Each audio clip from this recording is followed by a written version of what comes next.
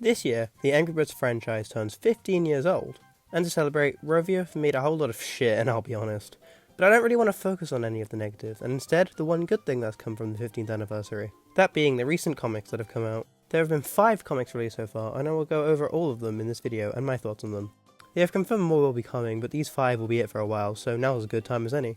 If you're watching this video after the next set of comics comes out, there's a good chance I've made a video on those, so check the link in the description or the link at the end of this video for that video as well, but after this one of course. If you're watching this video when it's new though, that video obviously doesn't exist yet, so you're gonna have to stay subscribed for that one.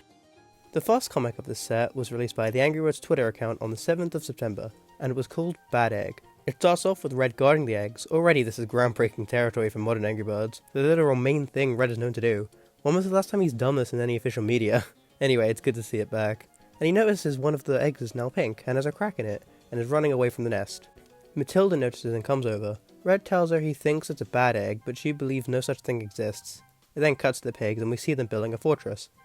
We also see King Pig yelling at Corporal Pig, and if I'm not wrong, I believe this might be his first appearance since Angry Birds on the Run in Season 2 in 2020. Not counting the remake of the original game, of course, because remakes don't really count in this kind of thing. That would be 4 fucking years since the main antagonist of the franchise has been absent for. How atrocious is that? He only appears for 2 panels though, but it's still great to see him again. Anyway, it cuts back to Matilda and Red arguing, and then the egg hops away while they aren't looking. Finally, Red notices and sees the egg catapult itself away. Red then chases the egg and ends up at the piggy construction site we saw earlier. Red puts on a construction hat and becomes real to don the disguise of a construction hat pig. Because the pig is so stupid, they don't realize he's a bird in disguise. He chases the egg down, and Corporal and Foreman realize he's a bird and is after the egg. The pigs then start chasing Red before he and the egg jump off into a dumpster. Red landing on old bricks and the egg landing on pillows. I actually thought this trick was kind of funny. Red then sets the TNT at the construction site on fire and runs away with the egg. He and Matilda watch the fireworks the explosion caused, and that's the end. Wow. For modern Angry Birds, this story was great. It reminded me of the Toons episode Eggs Day Out, which is one of my favourites. Seeing Red actually care about guarding the eggs again and not being a self-absorbed narcissist who plays smash or pass and tries to be cool and hip was so refreshing. He actually feels like Red again. When was the last time he behaved like this? This is really great. Generally amazing stuff, Josie Day, with great art from Laura J as well. Now let's see what the second comic has in store, shall we? The second comic is called Happy Birthday Hal, and it came out on the Twitter account on the 9th of September. And before we get into this, I'm going to say this. This comic is genuinely one of the best stories to come from this franchise ever. It takes a character many fans love, who's only ever been in the spotlight once in a 2-minute animated short from 13 years ago, and it gives him more depth and more character. That is seen in books such as the World of Angry Birds official guide. We've known what his personality is for years, but it hasn't really been shown in a story before. So now that it has, I and almost every Angry Birds fan are really happy and hope to see him more. Less of Hal dead and more this, please. Anyway, the comic opens up with Bomb and the Blues noticing Hal is sitting alone playing his banjo. They feel sorry for him as they don't want him alone on his birthday. So they, along with Chuck, Matilda and Bubbles, vow to give Hal the best birthday ever. Firstly, the Blues go up to Hal and ask him if he wants to help prank Red with them. He isn't too keen, but goes along with it anyway. The Blues tell Hal that Red is obsessed with the bad egg from the previous comic. They want Hal to take the egg from him so he can chase him. But Hal's beak makes it impossible for him to sneak, and he's found instantly. Chuck then challenges Hal to a race, but Hal doesn't see the point as he knows Chuck's gonna win anyway, but he begrudgingly goes along with it anyway. But he almost instantly trips up and his beak gets caught in the ground. Matilda then takes Hal to a quiet place to relax. She tells him to close his eyes, and when he opens them he's greeted to the birds giving him a surprise party. Hal then tells them that they've done enough, but there is one more thing he wants them to do. He and the birds hop onto a slingshot and fly to a small island nearby Piggy Island. But Hal boomerangs back to the beach with his banjo so he can be alone playing songs once again, like he wanted from the very beginning, while the other birds can have their party on the island without him. As I said before, this comic is genuinely something so special. It gets Hal and the other birds so right, and it's so nice to see both the birds trying to make him feel better, and Hal managing to find a way to stay alone. Great stuff, Frank Stankiewicz, with more great art from Laura J. The third comic came out on the 16th of September, and is called Startruck Blues. It opens up with Stella putting up a poster for an audition for a role in an advert for a shoe. Don't know why the birds need shoes considering they don't have feet, but oh well. The Blues see this and want to audition, but Stella says she's only looking for one bird, which makes him so sad. Chuck, being the hotshot he is, immediately assumes he's just going to get the role, but Stella reminds him he must audition like everyone else. The Blues agree he needs to be taken down a peg and try to tire him out and make him think he's not fast. Chuck gets annoyed and asks Matilda to make a special potion he can give to Stella to make her give him the role immediately. Matilda makes the potion, and the Blues sneak in and drink it, thinking it's juice she made for them. The potion takes effect, and the Blues start worshipping Chuck. We also see the hatchlings. Great. The potion inevitably wears off, and the Blues quit immediately. Chuck then wants to go see Stella, but he sees signs in the woods telling him to go a certain way. He thinks she put them up, telling everyone where to go for the addition, but it was really a trap set by the pigs. The Blues go to investigate and find Chuck trapped with pigs preparing to cook him. They then come in and save Chuck, and stop the forest from catching on fire as well. This act of bravery impressed Stella, so she wants the Blues for her advert, but they decline, and the comic ends. This comic was fine, definitely the worst one so far in my opinion, but that's not me calling it bad. Still a great story, just weaker than the rest.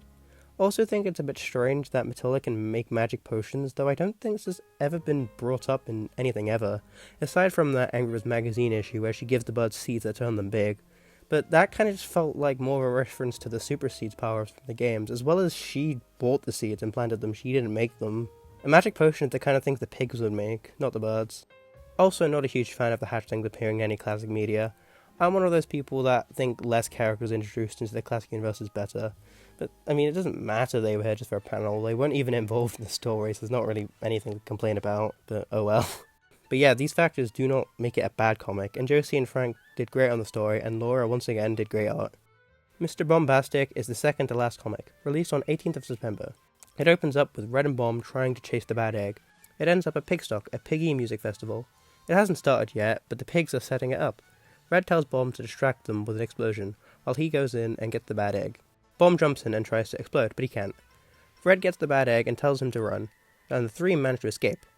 Bomb asks Matilda for help, and she suggests he needs to relax, and it's no big deal. Red, being Red, has the exact opposite approach and thinks Bomb needs to get angry. Nothing works and Bomb wanders away sad, until he gets hit by a watermelon. He's greeted to Silver. When I saw this panel with the math signs on the rock, my first thought was, oh no, Smart Silver's in classic universe, pack it up everyone, the comics have fallen off. But, and I can't believe I'm saying this, I never thought I'd ever say this, but they managed to make Smart Silver work. I don't get how. The reason fans don't like her portrayal in the second movie is because she acts nothing like the crazy character raised by the pigs that she was established to be in the classic universe.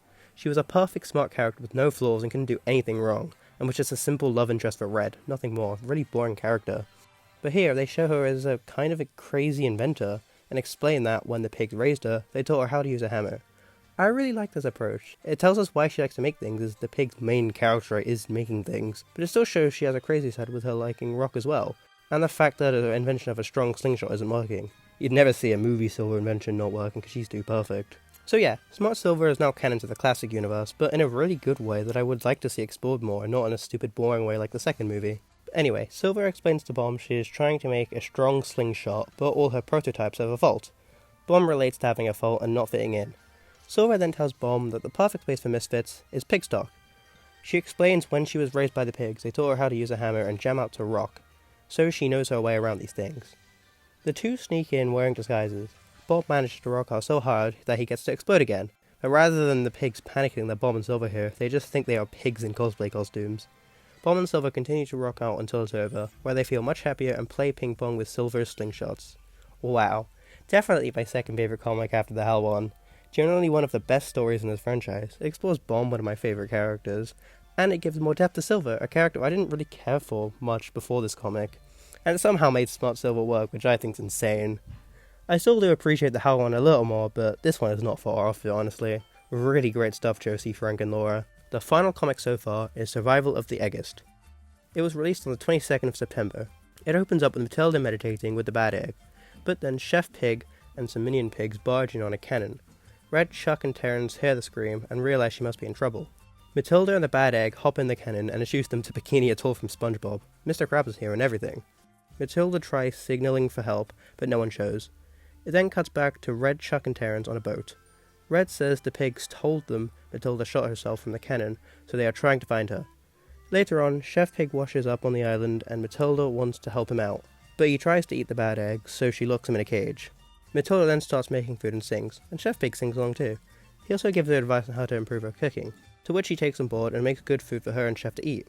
Chef asks if he can get let out, but Matilda warns him he needs to behave himself first. Chef says he will, so she then lets him out.